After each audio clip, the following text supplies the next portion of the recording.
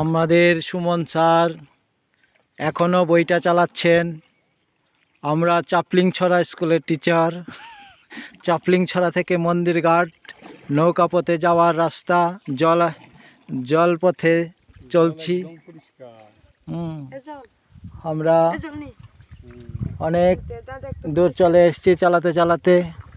এই যে পাহাড়ের মনোরম দৃশ্য, উপরে টংঘর জুম চাষ যারা করেন তাদের জন্য নৌকা দিয়ে তারা এপার থেকে ওপার যায়।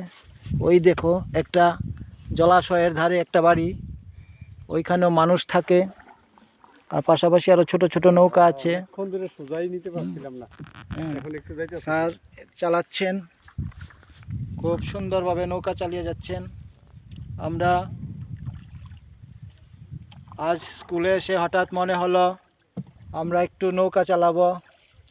তো আমাদের বিদ্যালয়ের ছাত্র মগেন ত্রিপুরা সে একটা আমাদের জন্য নৌকা ব্যবস্থা করলো, তাই আমরা নৌকা চালাচ্ছি এই মন্দির ঘাটের জলাশয়ে। বাহ, আমাদের স্যার সুমন স্যার সুন্দরভাবে নৌকা চালিয়ে নিচ্ছেন, ভালো হচ্ছে, খুব ভালো, খুব সুন্দর হচ্ছে স্যার। এই যে জলের মধ্যে মৎস্য চাষের ব্যবস্থা, এই যে একটা বাড়ি, নতুন বাড়ি বানিয়েছে তারা, এর উল্টা পাড় দিয়ে আমাদের স্কুলে যাওয়ার বাই রোড উপর দিকে, আমরা জলের মধ্য দিয়ে যাচ্ছি। ধন্যবাদ সবাইকে। বিদ্যুৎ গতিতে যাচ্ছি, ঘন্টায় 4 কিমি। ঠিক আছে।